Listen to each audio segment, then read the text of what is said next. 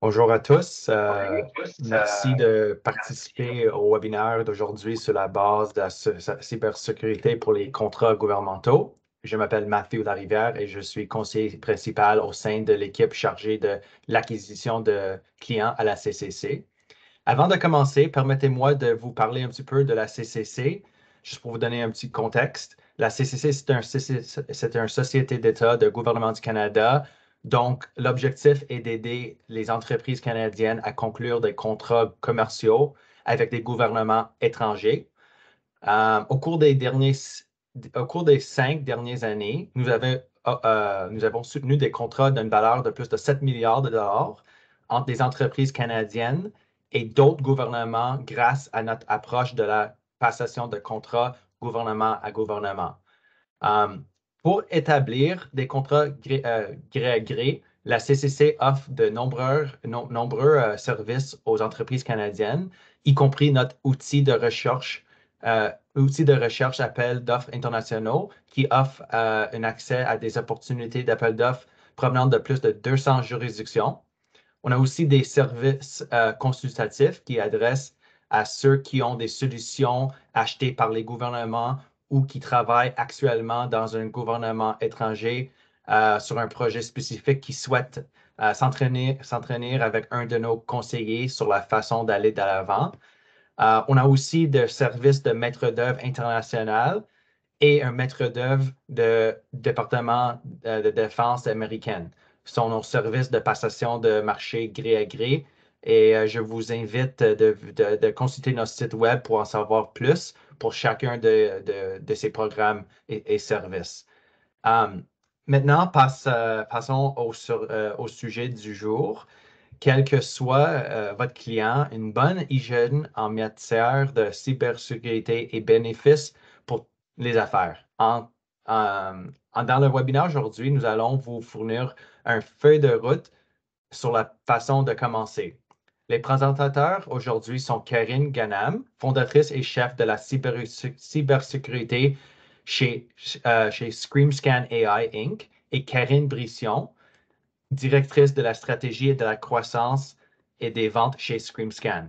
Avec plus de 20 ans d'expérience en cybersécurité, Karim est un expert dans le domaine reconnu au Québec et un des rares praticiens agréés au CMMC, le Cybersecurity Maturity Model au Canada. Au cours de la dernière décennie, Karim a dirigé le développement de la technologie exclusive de surveillance le réseau ScreamScan, CDS, ainsi que son service géré de détection de réponse. Karine est spécialisée dans la collaboration des fabricants et des infrastructures critiques afin de les sensibiliser à l'importance de la cybersécurité. Elle a aussi contribué à la croissance, à la stratégie commerciale de ScreamScan dans les domaines aérospatial, de la défense et de l'infrastructure critique et de la CMMC 2.0. Dans la présentation aujourd'hui, nos conférenciers vont vous fournir des informations et des mesures que vous pouvez mettre, euh, dans vos pratiques et une bonne hygiène de base de matière de la cybersécurité. Ils feront également le point sur les programmes de la certification en cybersécurité au Canada et aux États-Unis. Puis à la fin de la présentation, Karim et Karine euh, fourniront une liste de ressources et répondront à vos questions. Donc, n'hésitez pas à ajouter vos questions vos questions dans la section Q&R dans l'application Teams. Et notez que à la fin, nous enverrons un lien vers l'enregistrement de la semaine dans les prochaines semaines suite à l'événement. Donc, sur ça, je vous passerai la parole à nos présentateurs. Merci, Mathieu.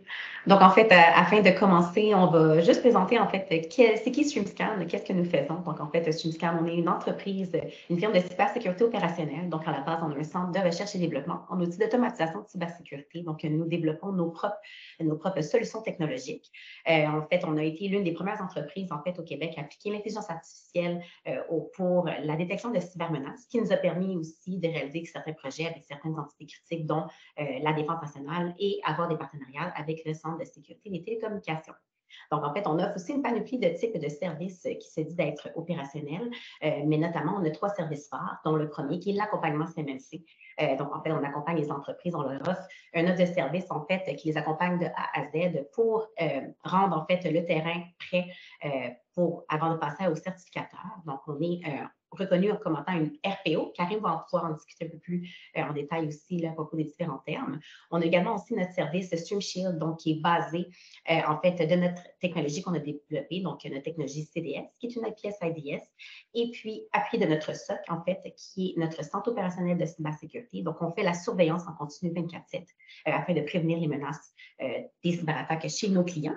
Et on a également aussi notre réponse aux incidents, donc notre équipe StreamShield, sur laquelle on est capable de répondre directement à l'attaque. Et également, on est capable d'aller jusqu'à la négociation. Donc, on a vraiment une équipe, un éventail de profils diversifiés pour pouvoir répondre à tout type de cyberattaques sur le marché. Donc, sans plus tarder, en fait, on va rentrer dans la présentation. Donc, en fait, l'agenda, donc comme Mathieu l'a expliqué un peu plus tôt, donc on va passer à travers les différents volets là, qui sont ici, donc l'hygiène de base, la certification également aussi en matière de cybersécurité, qui est la raison pour laquelle on est ici aujourd'hui, et les certifications entre la CNMC qui est demandée par le département de la défense américaine et la CPCSC qui va être la nouvelle certification canadienne. Et puis, on va pouvoir vous donner aussi à la fin de la présentation quelques ressources qui sont utiles également pour vous. Donc, en fait, afin de débuter, donc, qu'est-ce que c'est la cybersécurité? Donc, juste pour remémorer, donc, en fait, la cybersécurité, ça implique la mise en place de mécanismes, également aussi de défense pour prévenir, détecter et répondre aux attaques informatiques. Donc, en fait, ça peut inclure que ce soit des efforts de sécurité pour des ordinateurs personnels. On parle aussi des réseaux d'entreprise, des serveurs, des systèmes d'exploitation, des applications, peu importe le type de données également. Donc, en fait, là, en résumé, la cybersécurité vise à garantir, en fait, la protection des systèmes informatiques, des données contre les attaques et les incidents de sécurité, afin de maintenir la confidentialité, l'intégrité, la disponibilité des informations numériques. Donc, en fait, les objectifs principaux de la cybersécurité, donc, on a la fameuse triangle triangulaire. Donc, en premier lieu, on a la confidentialité. Donc, en fait, la confidentialité en cybersécurité, ça nécessite à protéger les données sensibles qui ont tout accès, qui sont non autorisées. Donc, grâce à des mesures telles que le chiffrement de contrôle d'accès, la sensibilisation aux employés et être conforme également aussi aux réglementations qui sont demandées, tout dépendant des segments de marché dans lesquels vous œuvrez. Donc, en fait, ça garantit en fait la préservation de l'intégrité et la confidentialité des informations parce qu'ils sont menaces qui sont en ligne. On a également aussi l'intégrité. Donc, l'intégrité, en fait, c'est comment on s'assure que la donnée qu'on utilise n'a pas été modifiée, en fait, de manière non autorisée. Donc, par exemple, sur un site transactionnel, où est-ce qu'on affiche un certain prix, donc disons qu'on a un produit ou un service qui est affiché à un montant peut-être qui se dit d'être à 100 $, mais que malheureusement, un pirate a modifié le prix à 1 $. Vous êtes obligé, en fait, de vendre le produit ou service qui est à dire au montant qui est affiché. Deuxième exemple qui peut s'avérer un peu plus critique, en fait, vous êtes en entreprise manufacturière, vous œuvrez dans le segment pharmaceutique qui fabrique en fait certains médicaments. Donc, en fait, si un pirate s'attaque en fait à vos systèmes et puis va changer certains types de dosages spécifiques lors de la conception de ces médicaments en question, bien malheureusement, ça peut avoir certains impacts également significatifs sur la vie humaine. Donc, l'importance d'avoir l'intégrité des données. Et puis, on a également aussi la disponibilité, donc qui est très, très, très important et primordial comme élément. En fait, c'est qu'est-ce qu'on fait, de quelle façon on s'assure que nos systèmes sont disponibles en tout temps pour éviter qu'il y ait certains arrêts qui peuvent avoir différents impacts sur l'organisation et ce, à plusieurs niveaux. Par exemple, si vous êtes une entreprise manufacturière, vous avez des lignes de production. Si malheureusement, en fait, vous subissez un cas de cyberattaque, donnons l'exemple d'un ransomware qui impacte votre organisation et votre ligne de production s'arrête pendant 2 à 3 jours. Donc, ceci peut apporter des impacts qui sont significatifs, que ce soit au niveau monétaire, perte de matériel, et puis j'en passe. Donc, en fait, qu'est-ce qu'on va mettre en place en termes de mesures afin de s'assurer qu'il y ait la disponibilité de nos systèmes et mettre des moyens pour que la possibilité d'arrêt des systèmes soit minimisée. Et puis, on a le quatrième volet, en fait, qui vient assurer, en fait, cette pierre triangulaire des 3 premiers éléments qu'on vient de mentionner, en fait, donc, qui se répartit à 3 niveaux. Donc, en fait, le premier niveau, technologique, donc de s'assurer, en fait, que les technologies selon votre environnement et votre architecture, donc, par exemple, on a des EDR, des systèmes de IPS, IDS, qui sont installés pour assurer la protection de ces 3 volets-là. On a également aussi au niveau des processus, donc en fait d'avoir certaines politiques en place, que ce soit au niveau des sauvegardes, la gestion de vulnérabilité ou d'autres types d'approches également pour éviter que le pire arrive. Et puis également aussi, il y a le niveau des personnes qui est très, très important aussi. Donc, s'assurer que les personnes au sein de l'organisation ont la formation qui est nécessaire et surtout de valider également que leur compréhension est bien adéquate, en fait, pour être en mesure d'être proactif, mais aussi de pouvoir bel et bien réagir en cas de cyberattaque. Donc, en fait, c'est vraiment important de noter qu'il faut avoir une approche qui se dit d'être holistique en matière de cybersécurité pour avoir une bonne compréhension sur quels risques notre organisation peut faire face pour pouvoir s'y protéger adéquatement. Donc, plusieurs champs d'application, donc on se protège. Donc, ici, on a 6 exemples, en fait, à l'écran. Donc, on a le premier qui est les cyberattaques. Donc, en fait, aujourd'hui, on parle beaucoup d'automatisation au sein des attaques. Donc, en fait, il n'est pas rare de voir que des petits modèles opératoires automatisés qui balayent l'Internet, qui toujours à la recherche, en fait, de failles, qui met diverses mesures, en fait, d'essayer d'intégrer votre réseau. Donc, en fait, le but d'une cyberattaque, c'est qu'un acteur malicieux prend le contrôle de votre réseau, d'accéder à vos données, que ce soit d'arrêter vos opérations ou avoir accès à du contenu également sensible pour des fins de levier de négociation ou autre.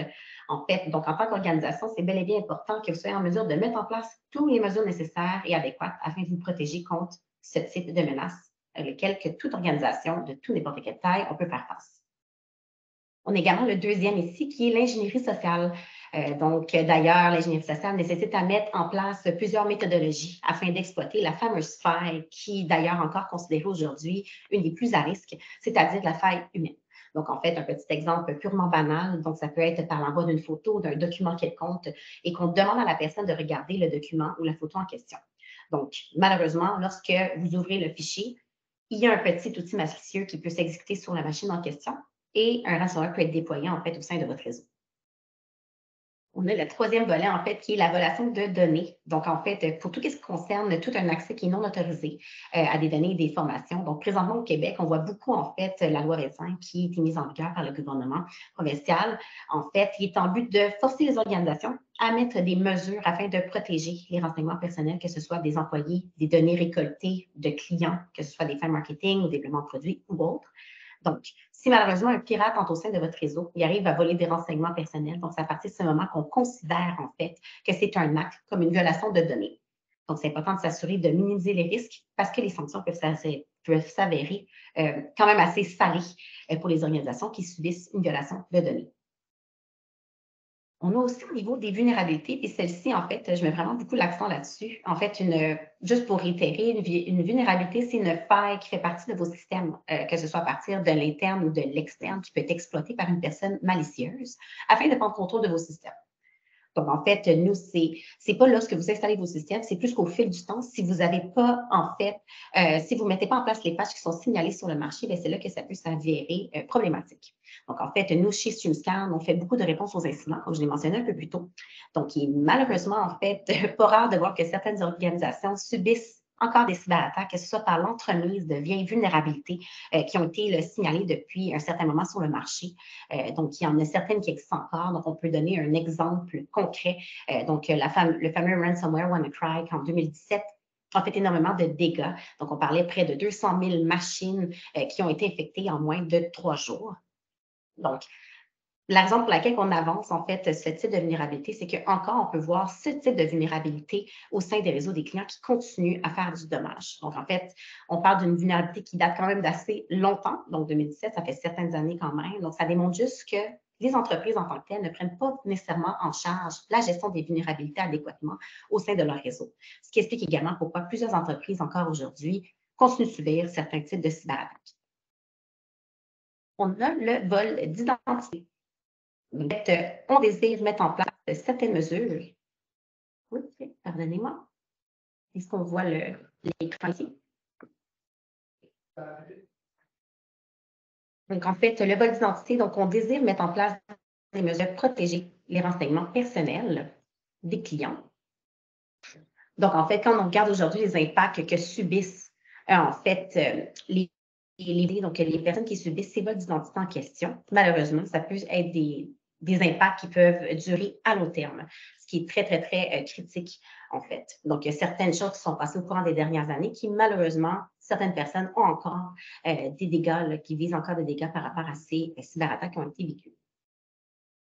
On a également aussi au niveau des logiciels malveillants. Donc, en fait, on a brièvement mentionné qu'au sein du hacking un peu plus tôt que présentement, on entend beaucoup parler de tout ce qui est au niveau l'automatisation au sein du hacking. Donc, que ce soit par des ransomware, des chevaux de Troie, certains types de virus, et j'en passe quelques exemples, en fait, qui ont tous des objectifs bien différents, que ce soit pour prendre possession de votre réseau, exfiltrer des données, ou malheureusement, qui malheureusement, présentement, aujourd'hui, sont encore en explosion exponentielle. Donc, il y a plusieurs petits modèles d'attaque qui sont développés, automatisés, pour faire le plus de dégâts possible en mettant le moins de temps à exécuter.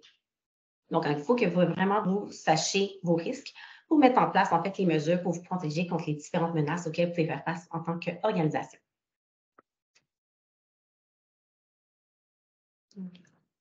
Je vais juste... Donc, de bonnes nouvelles. Donc, en fait, présentement, le gouvernement, en fait, canadien, a mis en place certaines mesures. Il a mis un certain recueil aussi.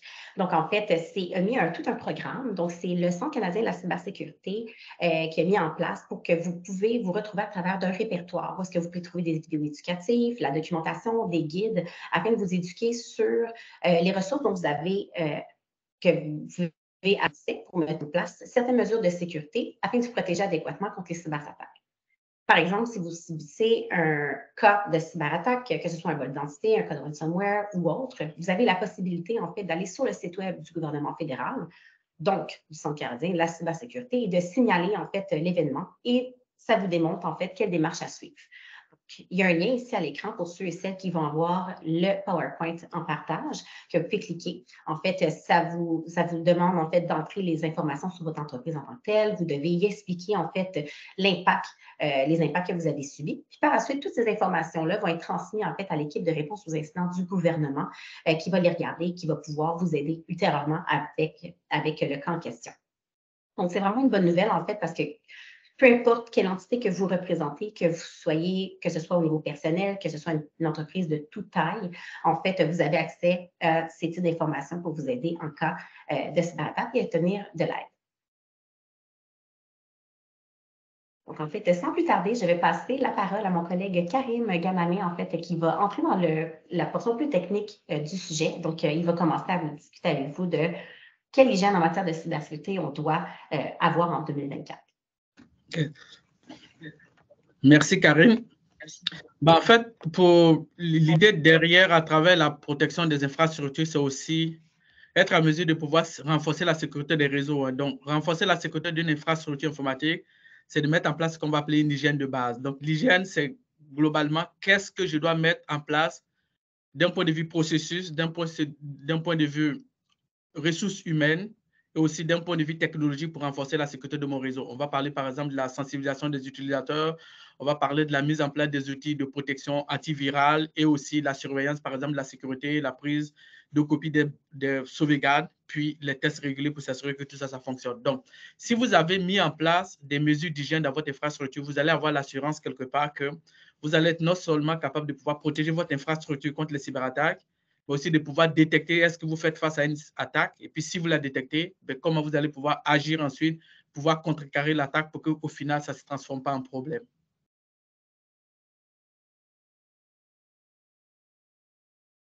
Donc, en fait, il y a plusieurs méthodes qui existent pour déterminer le niveau de sécurité d'une organisation. Mais globalement, on s'entend sur un modèle de 5 niveaux qui est le modèle le plus utilisé. Donc, le niveau 1 est considéré comme étant un niveau très basique. Dans ce niveau, ce modèle qu'on va appeler l'hygiène de base, on met en place des mesures de sécurité. Par exemple, au niveau de la gestion des accès, on a des mots de passe qui sont complexes, qui sont robustes, qui sont changés régulièrement. On a l'authentification multifacteur. On a aussi, par exemple, l'application de patchs de sécurité de manière régulière. Ces opérations-là sont exécutées, mais en interne, on n'a aucune politique de sécurité ou on n'a aucun document qui formalise ces opérations qu'on réalise. Donc, lorsque vous êtes à ce niveau de base, on part du principe que vous apprenez à marcher avant de courir. Donc, vous avez en place juste les éléments de base. Puis, ça va vous permettre quelque part d'aller chercher une sécurité qui est assez acceptable pour des compagnies qui partent de zéro. Donc, en général, vous avez un firewall et un antivirus, puis certaines pratiques de sécurité qui vous donnent une assurance assez raisonnable que votre réseau ou vos données sont un peu sécurisées. Donc, à un niveau 2, on s'attend à ce qu'une compagnie ait en plus de l'exécution au quotidien de la sécurité, mais vous ayez de la documentation sur les pratiques de sécurité. Par exemple, vous avez une politique de mot de passe qui dit de manière très claire quelle est la longueur de mot de passe, quelle est la complexité, à quelle fréquence vous devez le changer. Et cette politique-là, on s'attend à ce qu'elle soit utilisée par toutes les personnes de l'organisation. Donc, il y a certains éléments de la sécurité où vous avez de la documentation, mais d'autres pour lesquels vous ne l'avez pas. Mais ce n'est pas grave parce que vous êtes dans une démarche d'amélioration continue de votre sécurité. Donc, à un niveau 3, on part du principe que vous avez une bonne hygiène de sécurité. Donc, non seulement vous exécutez des opérations de sécurité en interne, par exemple au niveau du mot de passe, au niveau des changements réguliers de mot de passe, au niveau du plan de réponse aux incidents, ou même de l'application, par exemple, de la prise de copie, plus les tests de sauvegarde. On s'attend à ce que vous ayez de la documentation, on s'attend à ce que vous ayez de l'exécution. Puis, ce document-là, surtout, si vous êtes dans une équipe où vous avez 2 ou 3 personnes, ben, on s'attend à ce que chacune des personnes utilise la même procédure. Donc, ça suppose que tout ce que vous faites en matière de cybersécurité, si on vous demande de fournir des évidences, mais vous devez être en mesure de pouvoir fournir une documentation qui supporte tout ce que vous faites comme de la cybersécurité. Donc, ce niveau 3, c'est le niveau que toutes les organisations doivent chercher à atteindre. Quand vous atteignez ce niveau, ben, vous venez de réduire de manière significative la possibilité, par exemple, qu'il y ait des intrusions dans votre infrastructure. À un niveau 4, on parle d'un niveau de maturité qui est beaucoup plus élevé ici. Hein. Donc, non seulement vous avez des politiques, mais vous faites des révisions régulières de ces politiques-là. Par exemple, une fois par année, vous vous asseyez, vous reprenez vos politiques et vous validez est-ce qu'ils sont encore d'actualité. Par exemple, si vous avez une nouvelle réglementation qui apparaît, je parle notamment de la loi 25 sur la protection des renseignements personnels au Québec, dès qu'elle apparaît, vous révisez vos politiques et puis vous les prenez en compte. Donc, ça vous permet en tout temps d'être non seulement au courant de qu'est-ce qui se fait sur le marché en matière de cybersécurité, mais si vous avez des obligations légales et réglementaires ou contractuelles, vous avez l'assurance qu'en tout temps, vous les suivez. Donc, à ce niveau 4, on s'attend à ce que la gestion de la sécurité soit proactive. Donc, vous êtes en mesure d'anticiper le futur, de mettre en place des mesures pour être capable aussi de pouvoir gérer de manière efficace l'évolution de votre cybersécurité. Donc, à un niveau 5, on parle d'une sécurité qui est optimisée. Hein. Donc, par exemple, si vous êtes une compagnie multinationale avec des bureaux en Europe, en Asie, en Afrique, n'importe où, si vous avez votre maison mère au Canada, puis que vous définissez votre politique de sécurité ici, on s'attend à ce que dans chacune des divisions que vous avez à travers le monde, les mêmes règles de sécurité soient appliquées à l'échelle de l'organisation. Donc, c'est un niveau de maturité qui est très avancé, qui va être nécessaire dans certains domaines spécifiques, mais on part du principe que le niveau que vous devez chercher, c'est vraiment le niveau 3. Donc, en fait, pour atteindre cette hygiène de sécurité, il y a un élément qui est fondamental en matière de cybersécurité, c'est ce qu'on va appeler la défense en profondeur. Donc, la défense en profondeur des réseaux informatiques, c'est un peu comme, pour imaginer, vous avez un château qui est très convoité. Qu'est-ce que vous devez faire pour protéger ce château-là? On s'attend à ce que vous mettez des mesures de protection au niveau de la porte, au niveau des fenêtres, puis que vous ayez des sentinelles qui surveillent aussi le château. Donc, on va appliquer la même règle au niveau de la cybersécurité. Donc, la protection au niveau du périmètre du réseau, c'est à l'entrée de mon réseau, qu'est-ce que je peux mettre en place comme moyen ou mesures de sécurité pour éviter qu'un pirate essaie de rentrer. Donc, au niveau du firewall, j'applique des règles qui vont filtrer de manière express du trafic qui rentre et sort du réseau. Je vais avoir un système de détection d'intrusion qui va détecter les attaques qui arrivent au niveau du périmètre du réseau, puis en bloquer certaines. Je vais aussi avoir, par exemple, un outil de filtrage de la navigation Internet qui va voir toutes les communications de navigation Internet qui sortent, puis qui va les analyser pour éliminer celles qui vont vers des sites web qui sont considérés comme étant malicieux. Je vais aussi avoir tout ce qui est antivirus ou EDR ou tout outil anti-malware que je vais installer sur mes systèmes pour être en mesure de pouvoir gérer de manière optimale la sécurité de l'infrastructure. Donc, au niveau de la segmentation du réseau, l'idée, c'est vraiment de séparer les réseaux en plusieurs parties. Hein. Donc, j'ai une zone qui est la DMZ qui contient les serveurs qui sont accessibles de l'extérieur. Je vais avoir une zone du réseau qui contient tous les serveurs qui sont très sensibles, notamment les bases de données qui contiennent des renseignements personnels ou des données de carte de crédit et d'autres types de données sensibles. Puis, une zone aussi qui va être concernée toutes les machines qui sont utilisées par les employés, donc le pack des laptops du réseau. Donc, l'idée à travers cette segmentation, c'est que si quelqu'un arrive par malheur à rentrer dans une zone donnée, ça soit très difficile pour lui de sortir de cette zone-là pour propager son attaque au reste du réseau. Donc, évidemment, aujourd'hui, quand on regarde l'évolution des attaques, les attaques se font 24 heures sur 24 non-stop. Hein. 99% des cas, c'est des robots qui scannent Internet, qui trouvent les vulnérabilités, qui essaient de les exploiter. Donc, au niveau des entreprises, si vous voulez être en mesure de pouvoir détecter ces attaques, il faut que vous surveillez en continu la sécurité de votre réseau en mode 24/7. Les pirates ne prennent pas de vacances, ils ne prennent pas de week-end. Donc, dans la surveillance de votre réseau, il faut que vous fassiez de la surveillance en 24/7 aussi, parce que si vous ne le faites pas, que vous, par exemple, supposons que vous surveillez votre réseau juste pendant les heures ouvrables, malheureusement, une attaque peut partir de la nuit, puis ça s'enclenche, et puis finalement, ça se transforme en problème. Puis quand vous allez vous réveiller, vous allez vous rendre compte qu'il y a beaucoup de dégâts dans votre organisation. Donc, il faut surveiller la sécurité de votre réseau 24/7 pour vous mettre à l'abri des cyberattaques. Donc, aussi, lorsqu'on a des données confidentielles, on va en général les chiffrer. Hein. Donc, pour faire du chiffrement, il faut des clés de chiffrement. Donc, ces clés-là sont un peu comme des mots de passe aussi. Hein. Il faut que vous les changez de manière régulière. Il faut vous assurer qu'ils sont bien conservés pour éviter qu'elles se retrouvent entre les mains des personnes qui sont malicieuses. Donc, si vos données sont stockées dans les clouds, la bonne nouvelle, c'est qu'en général, les mécanismes de gestion des clés sont faits de manière transparente sans que vous ayez à vous soucier de comment ça fonctionne. Autre élément qui est important lorsque vous voulez protéger, par exemple, vos terminaux, c'est la sécurité au niveau du DNS. Globalement, pour chaque tentative de connexion que vous faites sur un site web, il y a une requête DNS qui part, qui va faire une résolution entre votre adresse IP et le nom réel de la machine. Donc, en général, ces genres d'opérations vont passer par un serveur qui va être le serveur de résolution de nom de domaine qui, lui, va transmettre la requête. Donc, ce serveur est très clé dans la protection du réseau pour la simple raison que vous avez la possibilité de rajouter des règles supplémentaires au DNS de telle sorte que lorsqu'une requête arrive, il y a eu une validation qui se fasse pour déterminer est-ce que le site web sur lequel vous essayez de vous connecter est malicieux ou pas. S'il est malicieux, automatiquement, la connexion va être bloquée. Puis au final, l'utilisateur ne pourra pas naviguer sur le site web. Donc, vous venez de réduire la possibilité de subir une intrusion. Donc, très important à prendre en compte lorsqu'on protège les réseaux, la protection au niveau du DNS. Aussi, en termes dans les réseaux informatiques, il y a la journalisation des événements sur chaque ordinateur. Tout ce que vous faites comme action, que ce soit le branchement d'une clé USB, que ce soit l'arrêt ou le lancement d'une application, toutes ces informations-là sont journalisées sur la machine en question. Donc, dans une infrastructure informatique, on s'attend à ce que vous ayez un serveur qui est externalisé, qu'on va appeler un serveur de gestion de log ou un SIEM, sur lequel vous allez envoyer tous ces logs. Puis, à partir de cette console centralisée, vous allez surveiller toutes les actions qui se passent. Par exemple, vous avez quelqu'un qui se connecte dans votre réseau à minuit. Ça sort de l'ordinaire.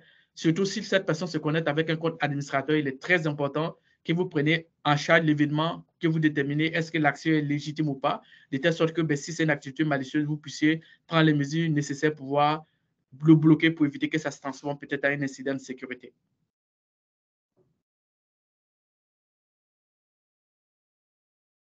Donc, autre mesure qui sont intéressantes aussi à mettre en place, c'est l'application des correctifs. Hein. Aujourd'hui, quand on regarde l'évolution des cyberattaques, on voit qu'il y a beaucoup de vulnérabilités de sécurité qui apparaissent de manière continuelle. Hein. On a des vulnérabilités qui sont de niveaux très critiques, certaines de moins niveau de criticité, mais toujours est-il que de manière constante, il y a des vulnérabilités qui apparaissent. Donc, il est très important pour les organisations de mettre en place des moyens pour pouvoir appliquer les correctifs de sécurité de manière automatisée idéalement. Donc, l'idée, c'est de faire en sorte que lorsqu'il y a une vulnérabilité qui apparaît, vous ayez les correctifs, ce qui au final va faire en sorte que même si une personne malicieuse essaie de les exploiter, ça ne soit pas possible. Donc, très important de toujours appliquer les patchs de sécurité, que ce soit au niveau des systèmes d'exploitation, mais aussi au niveau des applications. Donc, pas juste les OS, mais aussi les applications. Très important. Donc, en termes de mots de passe aussi, utiliser des mots de passe qui sont très, très robustes. Hein. Donc, je m'attends à ce que pour les simples utilisateurs, il y ait des mots de passe d'au moins 8 caractères de long avec une certaine complexité. Pour les administrateurs, au moins 12 caractères ou 14 caractères pour les administrateurs. Aussi, quand on regarde l'évolution, aujourd'hui, ce qu'on va vous recommander, c'est d'utiliser des phrases secrètes. Donc, l'idée de la phrase secrète, c'est plutôt que d'utiliser un mot de passe, on va utiliser une phrase quelconque qui a 20 caractères et plus, de telle sorte que si quelqu'un essaie de le deviner, ça soit très difficile. Donc, en matière de mot de passe, l'un des éléments clés pour vérifier est-ce que le mot de passe peut être craqué ou pas, c'est aussi la longueur. Donc, plus c'est long, plus c'est difficile à deviner. Par contre, si vous décidez d'utiliser des phrases secrètes, évitez d'utiliser les mots de passe qui sont déjà, ou plutôt des phrases qui sont déjà dans les dictionnaires ou qui sont dans certains livres parce que, évidemment, plus la phrase existe quelque part, il y a de fortes chances que quelqu'un l'ait déjà vu et que finalement, il ait un outil de craquage de mot de passe qui puisse, par exemple, l'utiliser. Donc, l'authentification multifacteur, c'est le principe où, avant de vous connecter, vous recevez peut-être un nombre ou une chaîne de caractères quelconque sur votre téléphone intelligent et que vous devez saisir ce caractère-là quelque part pour valider la transaction. Aujourd'hui, c'est l'un des éléments clés en matière de renforcement de la sécurité des infrastructures parce que les pirates ont plusieurs moyens de pouvoir trouver vos mots de passe. Donc, cette couche de protection supplémentaire aujourd'hui, quelque chose qui est obligatoire. Si vous ne l'avez pas en place, je vous recommande fortement de mettre en place l'authentification multifacteur, que ce soit non seulement pour les accès à distance via VPN, mais aussi pour les accès à votre courriel, que ce soit dans le cloud ou en interne dans votre réseau. Concernant les administrateurs, il y a 2 bonnes pratiques qu'il faut respecter aujourd'hui. La première bonne pratique, c'est ne jamais partager vos ordinateurs d'administration avec les membres de votre personnel ou avec les membres de votre famille. Il faut que l'utilisation de chaque ordinateur d'administrateur soit dédiée à la personne qui a besoin d'y avoir accès dans le cadre de son travail. Deuxième élément, la gestion des comptes utilisateurs. Il faudrait absolument que tous les administrateurs aient 2 comptes. Un premier compte qui est standard, qu'ils vont utiliser pour les activités au quotidien, par exemple se connecter sur l'ordinateur, faire des recherches sur Internet, utiliser Word et Excel. Donc, on va utiliser un compte qui est standard. Puis, le compte administrateur, qui est leur deuxième compte, va être utilisé uniquement pour réaliser des tâches d'administration, de telle sorte qu'au quotidien, l'administrateur n'utilise que son compte standard, puis le compte admin va être utilisé uniquement en cas de besoin. Donc, ça permet quelque part de réduire la possibilité qu'une personne malicieuse puisse avoir accès à vos comptes pour pouvoir, par exemple, faire une intrusion dans l'infrastructure du réseau. Autre élément qui est très important, le principe du moins de privilège. Ça, c'est l'un des éléments clés du contrôle d'accès. L'idée derrière, c'est que dans une organisation, on donne les accès aux utilisateurs en partant du principe que l'accès qui lui est attribué est l'accès strictement minimum nécessaire pour faire son travail. Donc, si une personne n'a pas besoin d'être administrateur dans le réseau, il n'y a pas de raison que vous lui donnez un accès administrateur. Puis, aussi par extension, ce n'est pas aussi parce qu'on est une personne de la haute direction qu'on a forcément besoin d'avoir des accès administrateurs dans le réseau. Vous pourrez être le chef de la cybersécurité ou le chef de le directeur TI, mais à partir du moment où vous n'avez pas besoin, dans le cadre de votre mandat dans la compagnie, d'accéder ou d'administrer les serveurs, si vous n'en avez pas besoin, on ne vous donnera pas des accès administrateurs. Donc, c'est très important en matière de renforcement de la sécurité. Donc, lorsqu'on a un niveau de sécurité qui est beaucoup plus mature, on va aller vers des éléments tels que la révision périodique des accès, qui veut que de manière périodique, par exemple, une fois par année, on sort tous les accès et on s'assure que est-ce que l'accès sont nécessaires. Si c'est le cas, on le garde, sinon on va le couper. Puis aussi, la gestion des terminaux mobiles est très importante parce qu'aujourd'hui, tous les employés prennent leur courriel via les téléphones personnels dans plusieurs cas. Donc, souvent, vous avez des renseignements personnels ou des données très sensibles qui se trouvent sur ces terminaux-là. Si le terminal est perdu, il faut que de manière systématique, l'utilisateur ait le réflexe de le signaler à l'équipe TI pour que, par exemple, à distance, on puisse supprimer les données, ce qui va éviter qu'elles se retrouvent de mauvaises mains. Donc, en plus de ça, il y a diverses autres règles de sécurité supplémentaires que vous pourrez appliquer. Je vais en prendre 2 ici. Par exemple, les listes d'applications autorisées. L'idée derrière la liste d'applications autorisées, c'est que dans une organisation, vous définissez de manière expresse l'ensemble de toutes les applications que vous voulez rendre disponibles aux utilisateurs.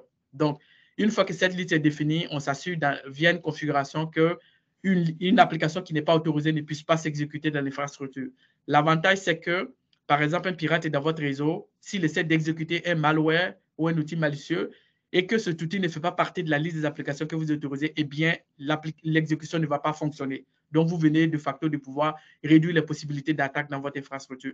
Mais la mauvaise nouvelle, c'est que la liste, si vous la créez, il faut la maintenir. Donc, pour une compagnie qui a 10 ou 20 employés, c'est encore réaliste, mais supposons que vous en avez 1000 ou 2000, identifier l'ensemble de toutes les applications, puis être en mesure de pouvoir les maintenir, ça devient une tâche qui est très complexe. Donc, c'est quelque chose qui est une bonne pratique. Si vous pouvez le mettre en place, c'est parfait. Mais si vous ne pouvez pas le mettre en place, il y a une autre alternative qui existe, qui est la liste d'applications interdites. Vous pouvez, par exemple, définir une liste d'applications que vous voulez interdire, bannir dans votre organisation, de telle sorte que lorsque quelqu'un essaie de les exécuter, par exemple, elle ne fonctionne pas. Donc, le plan de réponse aux incidents aussi est très important. Donc, l'idée derrière, c'est que vous vous préparez pour savoir, en cas d'incident, qu'est-ce que vous pouvez faire. Donc, qui fait quoi, quels sont les rôles et responsabilités de chacun des intervenants, puis quelles sont les différentes étapes nécessaires pour confiner l'incident. Donc, si vous ne le faites pas, le jour que vous allez avoir un incident, vous allez commencer à bricoler, vous allez tâtonner, et puis plus vous tâtonnez, plus vous allez augmenter l'impact des incidents. Donc, c'est toujours bien d'avoir en amont un plan de réponse aux incidents que vous allez tester pour vous assurer qu'en cas de problème, vous pourrez les réutiliser. Donc, les sauvegardes aussi sont très importantes. Dans les bonnes pratiques, on va prendre 3 copies de sauvegarde, une qu'on va stocker en interne, une à l'externe, par exemple dans le cloud, et une copie qui va être en ligne. Donc, l'idée derrière, c'est que si vous avez un cas d'incident, notamment un cas de ransomware, vous puissiez restaurer vos données de manière rapide. Puis aussi, nous, par expérience, parce qu'on fait beaucoup de cas de réponse à ces incidents, on se rend compte que dans plusieurs cas, plus de 50% des cas, lorsque les compagnies essaient de restaurer les sauvegardes, ça ne fonctionne pas. Malheureusement, on s'en rend compte lorsqu'il y a un incident, alors que vous avez la possibilité de faire cette vérification en amont en faisant des tests périodiques de vos sauvegardes. Donc, idéalement, une fois par année, on sort des sauvegardes, on les teste pour voir est-ce que dans les conditions réelles, on pourra les restaurer. Donc, très important à mettre en œuvre. Donc aussi, aujourd'hui, quand on regarde l'évolution des cyberattaques, la plupart des attaques vont exploiter le facteur humain. Hein. Donc, il est très important pour les organisations de définir un plan de sensibilisation des utilisateurs. Donc, de manière régulière, au moins une fois par trimestre, sensibiliser vos employés sur les thèmes qui sont d'actualité, sur les menaces qui peuvent, par exemple, être exploitées en les ciblant. Par exemple, la protection des mots de passe, quels sont les différents types de scénarios d'hameçonnage qui vont par exemple, exploiter la faille humaine. Donc, par exemple, lorsque ils vont sur les réseaux sociaux, que quelqu'un les accoste, qui essaie de poser certaines questions concernant certains travaux qu'il faut en interne, mais il faut que les utilisateurs aient le réflexe nécessaire pour alerter l'équipe qui est en interne, de telle sorte que quelque part, il y ait des recommandations additionnelles pour que il n'y ait pas pour ne pas que tout ça s'assemble plus tard des problèmes dans l'organisation. On va aussi sensibiliser les employés en fonction de leur rôle. Par exemple, les personnes qui sont au niveau de la comptabilité sont en général ciblées par des cas d'attaque dont l'objectif est de commettre de la fraude financière. Donc, ces personnes qui sont à la comptabilité, on va les sensibiliser sur comment reconnaître un cas d'hameçonnage, comment les reconnaître un cas où quelqu'un essaie d'exploiter leur naïveté, ou quelqu'un essaie, par exemple, de leur faire des opérations dont ils ne sont pas autorisés à faire. Donc, une fois que vous faites ces sensibilisations-là aux employés, dans la bonne pratique, il faut aussi que vous fassiez des tests. Donc, l'idée, c'est qu'on vous les sensibilise, mais aussi on va faire des tests de manière régulière pour vérifier est-ce que leur niveau de vigilance a augmenté suite à la formation qu'on les a donnée. Donc, si vous faites le test de sensibilisation et que vous vous rendez compte que certains employés, malheureusement, n'ont pas augmenté leur niveau de vigilance, je vais vous recommander fortement de les isoler, puis de les donner des sensibilisations supplémentaires, de telle sorte que leur niveau de vigilance augmente au fur et à mesure que le temps passe dans l'organisation. Donc, en termes de type de certification, il y a plusieurs types de certifications qui existent sur le marché. Hein. Par exemple, on a le NIST CSF, qui est un cadre de gouvernance de la sécurité qui a été créé par le gouvernement américain. Donc, l'idée derrière, c'est de mettre en place des éléments qui permettent d'assurer l'identification, la protection, la détection des cybermenaces qui ciblent les organisations. Donc, ça, c'est un cadre qui est spécifique sur la gestion des risques, ciblant les infrastructures américaines, du gouvernement américain, mais libre à vous, en tant qu'organisation, de pouvoir l'utiliser aussi. On a le NIST. Et on a le ISO 27001 qui est un standard de cybersécurité qui est très reconnu, le plus reconnu d'ailleurs au niveau international. Donc, cette norme s'appuie sur la gestion des risques avec des mesures de sécurité appliquées pour assurer le contrôle d'accès des réseaux, assurer la maintenance des systèmes et divers autres sous-domaines. Donc, l'idée globale ici, c'est je mets en place des mécanismes de sécurité pour réduire les risques d'exploitation de certaines failles pour prendre le contrôle de mon réseau. Donc, si vous êtes une entreprise canadienne qui fait affaire avec d'autres continents, d'autres pays à travers le monde, hors de l'Amérique du Nord, il est fortement recommandé d'aller vers cette certification telle que ISO 27001 pour la simple raison qu'il y a une reconnaissance qui est universelle. Donc, si vous arrivez, vous avez un partenariat ou un client en Europe qui vous demande est-ce que vous appliquez la sécurité, vous avez juste besoin de lui montrer que vous avez ISO 27001 et comme c'est une norme qui est très, très reconnue, ça passera plus facilement que si vous appliquez une norme de sécurité qui est juste reconnue en Amérique du Nord. On a aussi FedRAMP qui est une certification de sécurité qui concerne les fournisseurs de services cloud. Donc, si vous êtes un fournisseur de services cloud qui stocke des données ou qui veut stocker des données du département de la défense américaine ou du gouvernement américain, vous êtes obligé de respecter ces règles strictes-là pour avoir cette certification qui est FedRAMP. Donc, CMMC, c'est une certification de sécurité qui a été créée par le département de la défense américaine. Donc, l'idée derrière, c'est de protéger les données que le département de la défense américaine confie aux contractants ou aux sous-contractants dans le cadre des relations d'affaires qu'ils ont. Puis aussi, je pourrais citer aussi le premier qui est la certification CCS, qui est une certification de sécurité qui a été créée par le Centre canadien pour la cybersécurité. Donc, c'est vraiment une hygiène de base en matière de cybersécurité qui est fortement recommandée pour les PME ou les compagnies qui veulent démarrer en cybersécurité. Donc, vous appliquez ces règles-là, ça va augmenter votre niveau de sécurité. Donc, je peux parler aussi de, par exemple, PCI DSS, qui est une norme de sécurité qui a été créée par Visa, Mastercard et d'autres fournisseurs de cartes de crédit. Donc, l'idée, c'est si vous êtes une compagnie qui acceptait des transactions par carte de crédit, par exemple, les compagnies dans le domaine du commerce en détail, vous êtes obligé de respecter les exigences de cette norme-là. Sinon, vous pouvez avoir des amendes ou vous pouvez même vous pouvez être passible du retrait total de la possibilité que vous utilisez ou que vous acceptez les données des cartes de crédit. Donc, si vous êtes dans ce domaine où vous utilisez des données des cartes de crédit, il est très important de pouvoir utiliser le PCI DSS et puis de renforcer votre sécurité selon les exigences de cette norme. Donc, PCCCS, c'est une nouvelle norme de cybersécurité qui est en cours de création par le gouvernement canadien. Donc, l'idée, c'est les États-Unis ont mis en place CMMC pour protéger les données du département de la défense américaine. Donc, au Canada, on met en place le même type de certification. Puis, l'objectif, c'est aussi de faire en sorte que si vous avez la certification du Canada, vous avoir une équivalence stricte avec le CMMC américain, de telle sorte que les fournisseurs canadiens n'aient pas à aller chercher une deuxième certification. Puis, la nécessité aussi de se certifier, c'est d'obtenir principalement, je dirais aussi, les contrats. Hein. Donc, par exemple, dès que CMMC sera mis en place aux États-Unis, ben, si vous n'êtes pas si vous n'avez pas la certification, vous ne pourrez plus travailler avec le département de la défense américaine. Donc, il est très important de l'avoir. Puis, le département de la défense américaine dit aussi que dans les cas où vous n'avez pas la certification, même si vous avez un contrat, on peut vous retirer le contrat. Donc, il est très important de s'assurer de respecter ces règles-là pour ne pas se retrouver dans des situations aussi complexes comme celle-là. Donc, aussi, se certifier, ça permet de protéger la propriété intellectuelle. Hein. Vous faites de la recherche et développement où vous avez en interne des données qui sont très importantes pour vos opérations d'affaires. Si vous ne protégez pas vos infrastructures, malheureusement, un pirate pourra avoir accès, puis il pourra sortir les données. Et puis ensuite, les dommages peuvent être importants sur votre compagnie, surtout si ce type de données se retrouve entre les mains de la concurrence, par exemple. Donc, aussi, en termes de protection des données, ben, si vous renforcez la sécurité de votre infrastructure, vous allez vous protéger vos clients, mais aussi vos employés. Parce que dans plusieurs cas de piratage que nous, on voit, souvent, lorsqu'un humain a été impliqué ou, par exemple, quelqu'un a cliqué et puis que ça se transforme en incident, au final, ben, vous allez avoir une personne qui va se retrouver, qui va culpabiliser, qui va se sentir traité mal. Je parle du cas, par exemple, d'un incident qu'on a vu où quelqu'un de la comptabilité a cliqué sur les malicieux qui a conduit à une fraude autour de 100 000 $. Ben, cette personne a dû prendre un congé de maladie, puis ça a été très, très difficile pour elle. Donc, renforcer la sécurité de votre infrastructure permet aussi à vous, en tant que compagnie, d'agir comme étant un bon citoyen corporatif et puis de s'assurer aussi que vos employés aussi ne se retrouvent pas dans des situations aussi difficiles telles que celles vécues par quelqu'un qui clique sur un lien qui se transforme peut-être à un incident dans l'organisation. Donc, CMMC et PCCCS. Donc, CMMC, c'est une norme de cybersécurité qui a aujourd'hui une certification qui a débuté en 2019. Hein. Donc, il y a une grosse évolution. On avait commencé par CMMC niveau 1 qui avait 5 niveaux.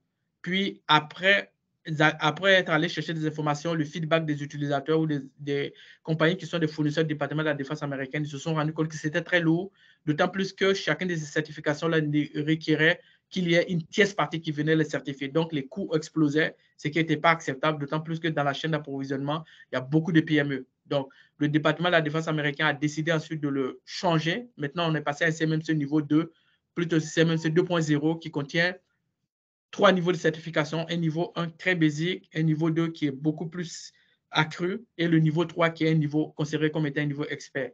Donc, on part du principe aujourd'hui qu'il y a 300 000 compagnies qui sont dans la chaîne d'approvisionnement aux États-Unis, puis que toutes ces compagnies-là doivent obtenir soit le CMMC niveau 1 ou le niveau 2 ou le niveau 3. Donc, le Canada a décidé de créer une certification qui est pareille. Donc, depuis mai 2023, il y a des actions qui sont prises en cours. Ça avance actuellement. L'idée, c'est d'avoir de la réciprocité actuellement avec le CMMC américain.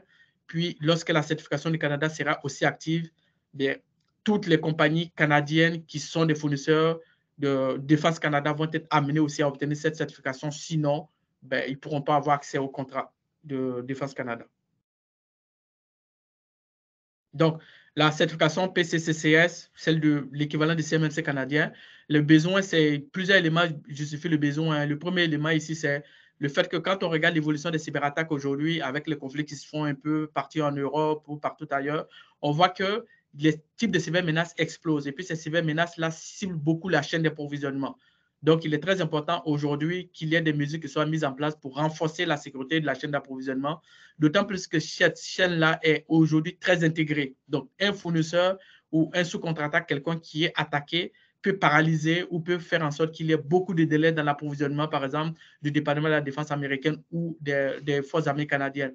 Donc, pour rendre tout ça de manière optimale et efficace, ben, cette certification-là répond à un gros besoin. Puis l'idée, ça va être d'arriver avec des requis de sécurité qui permettent de protéger la chaîne d'approvisionnement, protéger les données du gouvernement canadien et de Défense Canada, puis de faire en sorte qu'au final, les risques d'intrusion soient minimisés pour que la chaîne d'approvisionnement puisse continuer à fonctionner de manière nominale. Puis le Canada s'engage aussi à améliorer la sécurité.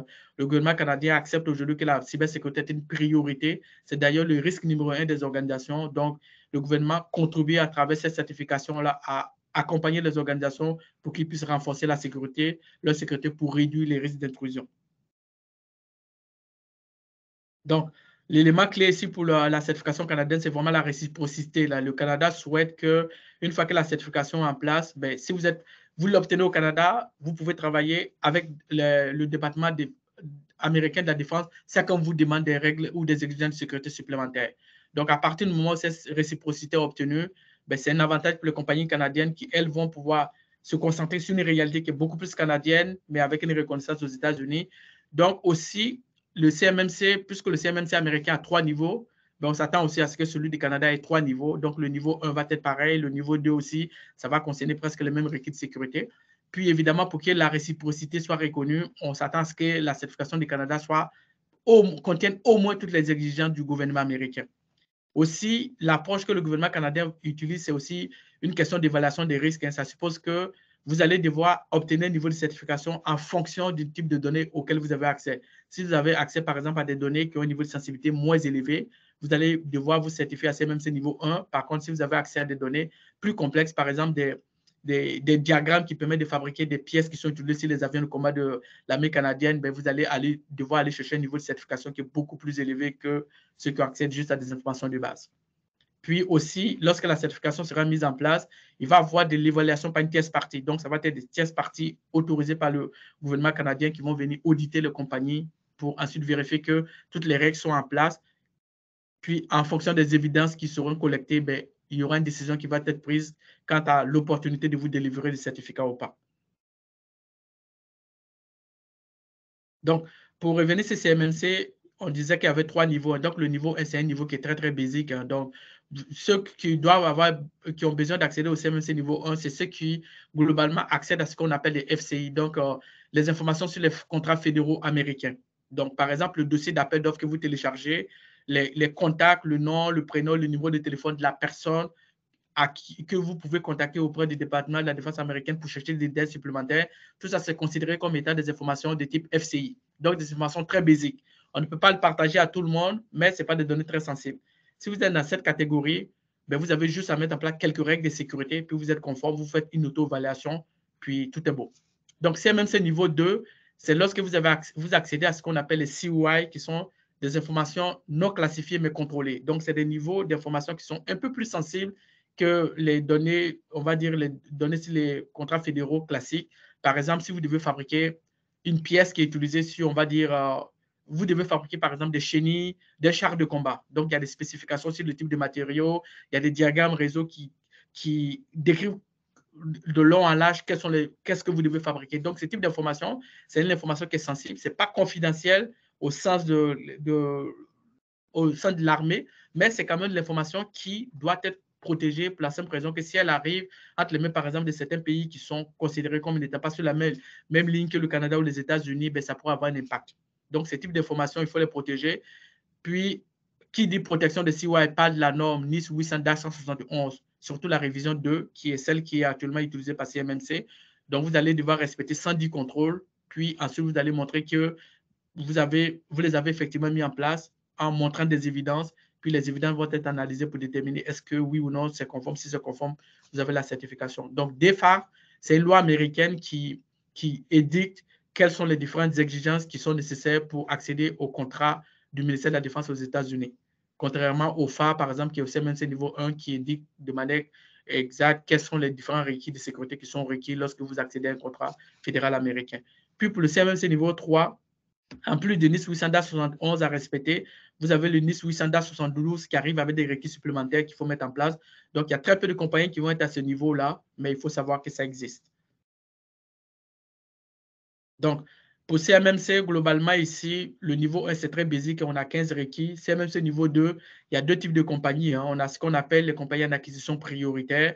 Elles vont être, une fois qu'elles ont mis en place tous les requis de sécurité, elles vont se faire auditer par une tierce partie externe qui est un évaluateur. Actuellement, il n'y a que les compagnies de droit américain qui ont le droit d'agir comme étant des évaluateurs. Dans le jargon, on les appelle des C3PAO.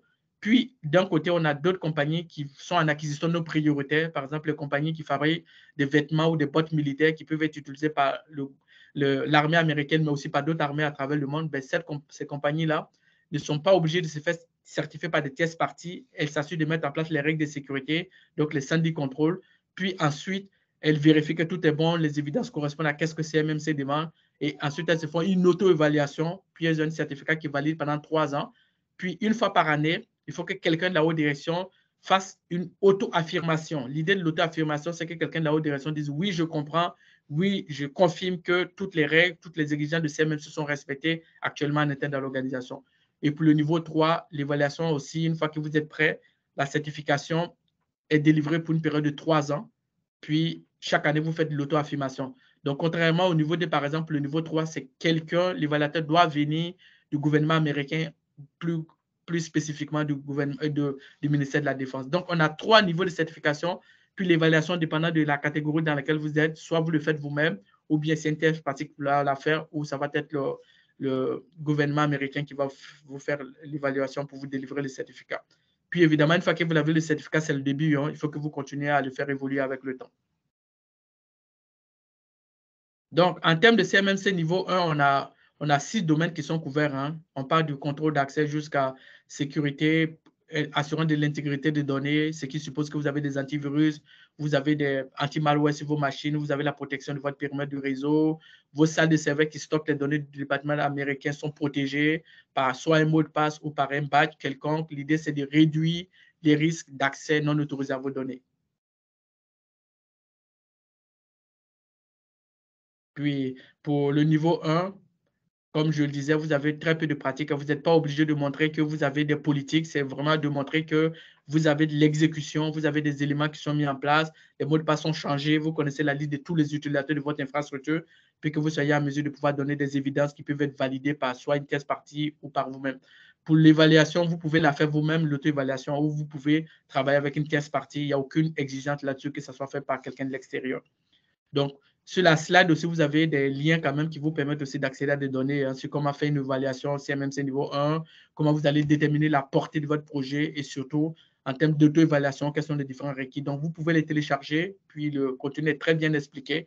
Ça vous aidera à comprendre l'ampleur de la tâche à réaliser et surtout comment les réaliser. Puis, pour le PCCCS aussi, une fois que ça va être, la norme de sécurité du Canada va être mise en place, ben, ça va être pareil aussi. Hein. Vous allez devoir les respecter. Ça va se trouver dans les contrats. Puis, si vous ne les respectez pas, vous ne pouvez pas accéder au contrat.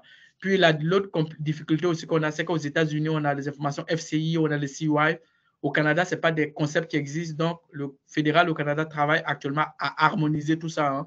Ici, on a les protégés. Aux États-Unis, on a les FCI. Donc, comment faire en sorte qu'il y ait une équivalence entre les deux? C'est les travaux qui sont en cours en ce moment.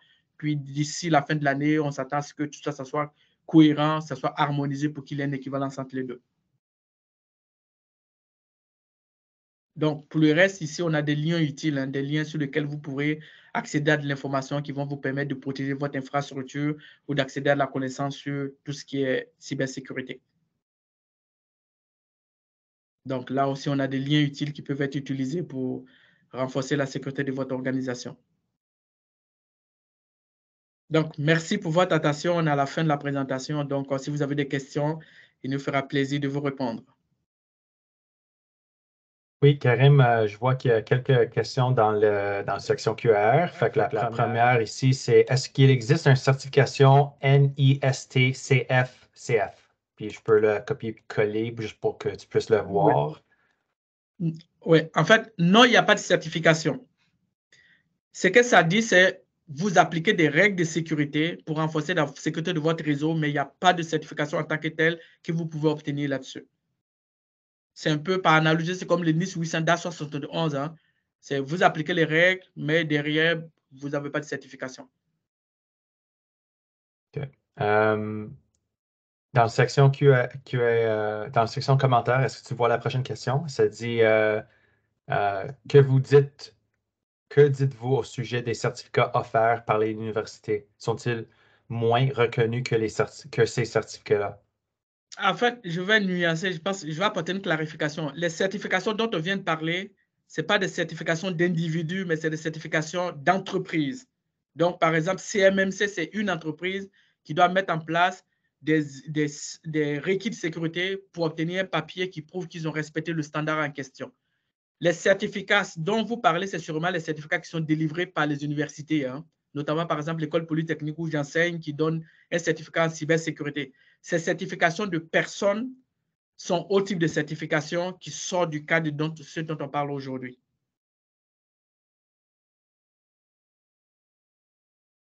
Okay. La prochaine question, c'est est-ce qu'il y a y a-t-il un lien pour savoir notre niveau de maturité en cybersécurité? Puis également, comment savoir ce qui nous manque concrètement pour monter notre niveau? OK, bonne question. En fait, tous les standards de sécurité qu'on a vus tout à l'heure, toutes les certifications, dépendant, vous avez certains qui sont spécifiques. Par exemple, si vous êtes fournisseur du département de la défense américaine, de facto, c'est CMMC.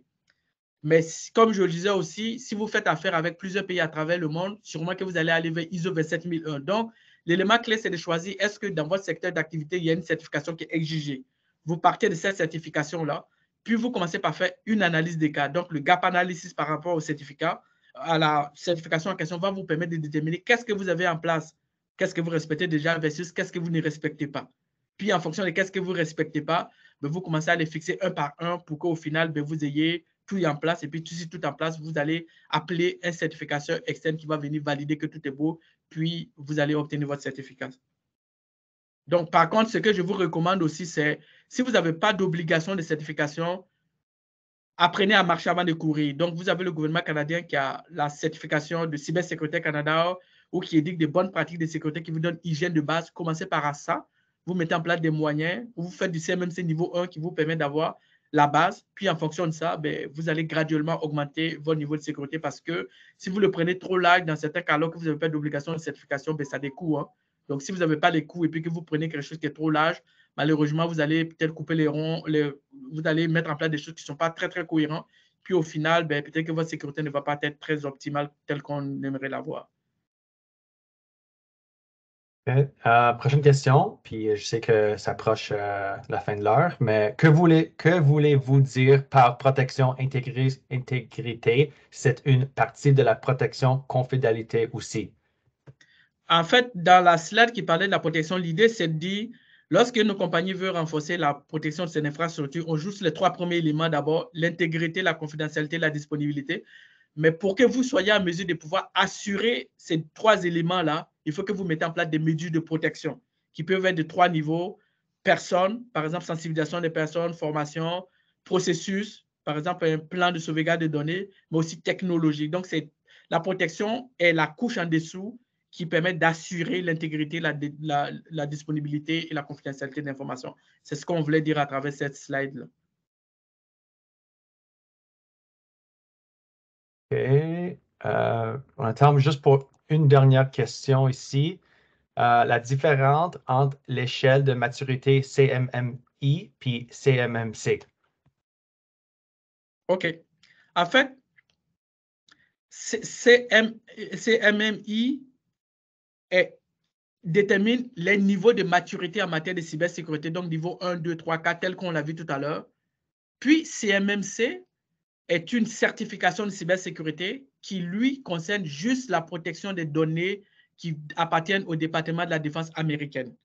Donc, si vous faites du CMMI, c'est vous qui décidez, en fonction de votre niveau de sécurité, que, par exemple, vous voulez atteindre le niveau 3 pour vos besoins en interne. Donc, il n'y a pas de certification. Vous déterminez que vous mettez en place les éléments, vous avez de la documentation, donc vous passez à un niveau 2, la documentation est suivie, donc à un niveau 3, contrairement à CMMC, qui, vous n'avez pas le choix. Le département de la défense américaine vous dit, vous utilisez des CUI qui sont des données qui nous appartiennent. Voici l'ensemble des requis que vous devez mettre en place. Si vous ne le faites pas, vous n'êtes pas conforme. Et si vous n'êtes pas conforme, vous êtes éliminé. Donc, si je dois les mesurer les deux, je dirais que CMMI niveau 1, c'est CMMC niveau 1. CMMI niveau 2, c'est CMMC niveau, dépendant encore parce qu'il y a deux types de CMMC. On a CMMC 1.0 et le 1.2. Le 1.0 était pareil que le CMMI parce qu'il y avait 5 niveaux. Donc, il y avait une correspondante directe. Mais actuellement, CMMI niveau 3 correspond à CMMC niveau 2, puis CMM niveau 4 et 5 correspond à CMMC niveau 3. Je ne sais pas si c'est clair, mais c'est un peu ça l'idée. Puis il y en a une dernière qui vient juste de rentrer. Peut-être tu peux le reprendre dans 30 secondes. Oui. Qu'est-ce qui est mieux, le ISO 27001 ou SOC 2? OK. ISO 27001, en fait, SOC 2, c'est important lorsque vous avez une plateforme dans le cloud où vous utilisez le cloud. Si vous n'êtes pas dans une dynamique de cloud, vous pouvez le faire, mais c'est peut-être pas nécessaire. Donc, quand on parle de SOC 2, ça suppose que vous avez une infrastructure dans le cloud, vous offrez une solution de type software as a service ou d'autres types. ISO 27001 est beaucoup plus généraliste en matière de cybersécurité. Ça touche un peu le cloud, mais ce n'est pas créé spécifiquement pour le cloud. Donc, je vais faire ISO 27001 lorsque, par exemple, je travaille avec plusieurs autres pays, par exemple en Europe, en Asie, puis que je vais avoir une reconnaissance internationale. Donc, ISO 27000 est beaucoup plus reconnu que SOC 2, qui est beaucoup plus reconnu, on va dire, en Amérique du Nord un peu, mais ce n'est pas celle la plus reconnue, là. Donc, si je suis dans le cloud, je vais sur SOC 2. Si je ne suis pas dans le cloud, je vais sur ISO 27002. Mais par contre, si en plus de ça, je dois, par exemple, faire affaire avec le département de la défense américaine, je suis obligé de faire du CMMC. Puis, il n'y a pas d'équivalence entre SOC 2, ISO 27001 et CMMC ou la certification du Canada. Donc, il y a des certifications spécifiques par secteur, puis vous êtes obligé de le faire si vous voulez vous conformer. Parfait. Donc, sur ce, merci à Karim puis Karine d'avoir été excellents présentateurs aujourd'hui et tous ceux qui ont pu participer au webinaire. Nous espérons vous voir dans le prochain événement. Puis, bonne fin de journée. Merci beaucoup à tout le monde.